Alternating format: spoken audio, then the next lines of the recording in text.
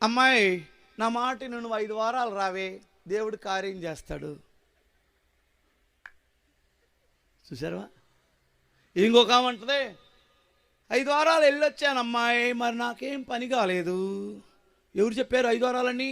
5 కాదు, సంపూర్ణ సంఖ్య. అసలు బైబిల్లో 7కి ఎంత సంపూర్ణత ఉందనుకున్నావు? దైవికమైన సంఖ్య అమ్మా. 7 వారాలు రావాలి.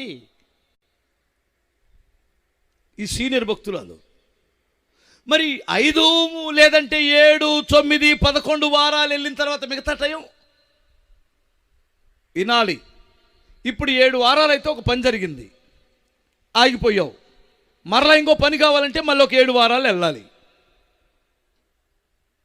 ఇది ఎలా ఉందంటే, ఎవడైనా మన ఇద్దరం 3 సంవత్సరాలకి పెళ్లి చేసుకుందామని చేసుకుంటే ఎలా ఉండదంటారు? చెప్పరేంటండి? 3 సంవత్సరాలకి పెళ్లి చేసుకుందాం, 3 సంవత్సరాలు భార్యాభర్తలమంట అనుకొని చేసుకున్నారు అనుకోండి. పుట్టికిన ఒక బిడ్డో పిల్ల, అమ్మాయో అబ్బాయి పుట్టిద్ది. వీళ్ళకి పుట్టినోడు ఏం కావాలి? ఇది దుర్మార్గపు చర్యలు కదా ఇవన్నీ. జీవితకాలం అంతా ప్రభుతో కదా గడపాలి.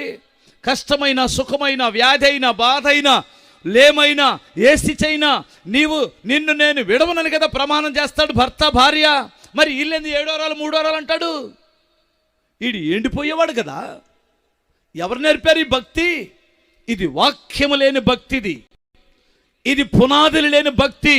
పునాది ఉంటే అద్భుతము జరిగినా జరగకపోయినా క్రీస్తు కొరకు నిలబడతావు.